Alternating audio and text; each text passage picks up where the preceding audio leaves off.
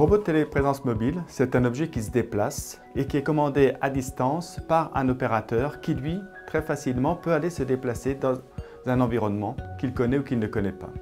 Et qui a cette mobilité qui est télécommandable à partir d'un laptop, à partir d'un téléphone intelligent, à partir d'une tablette. C'est-à-dire qu'à travers la mobilité, l'utilisateur à distance peut aller chercher un regard, peut se rapprocher d'un individu, peut se remettre plutôt à un niveau du groupe et donc par ces allers-retours de pouvoir maintenir la qualité de la communication à distance. L'une des premières utilisations du robot qui vient à l'esprit, c'est la possibilité donnée à un étudiant à distance de pouvoir continuer à participer aux activités d'apprentissage. Un étudiant qui est à distance parce qu'il a différents empêchements, pour des contraintes d'horaire, pour des contraintes de distance, parce qu'il est par exemple hospitalisé, parce que c'est un sportif de haut niveau, quelle que soit la raison, ça lui permet d'être présent et à travers la configuration physique du robot, de vraiment permettre à ceux qui sont à distance de sentir cette présence. Une autre utilisation du robot est de permettre à un enseignant d'assurer la continuité des cours qu'il donne.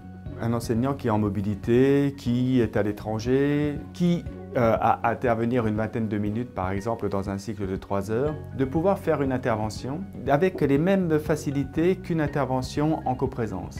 C'est-à-dire qu'à la fois il peut projeter une présentation, à la fois si c'est une activité d'apprentissage de groupe, il peut aussi aller travailler avec les différents groupes pour voir l'état d'avancement de leurs travaux et de leurs réflexions. Bonjour Julien. Ah bon, ça va bien? Oui, ça va. Toi, Oui. ça va? Très bien, je suis content de te voir. Approche. Le robot peut également être utilisé dans un contexte de formation destiné à des étudiants gradués, dans plusieurs configurations, et notamment la configuration de participation à des comités de thèse. Parmi les utilisations du robot, il y a la mobilisation d'expertise qui est à distance. Cette expertise, parfois, elle est mobilisée pour des temps très très courts, que ce soit dans un colloque, que ce soit dans un cours, que ce soit dans une activité de recherche, que ce soit la participation à des assemblées départementales, à des réunions.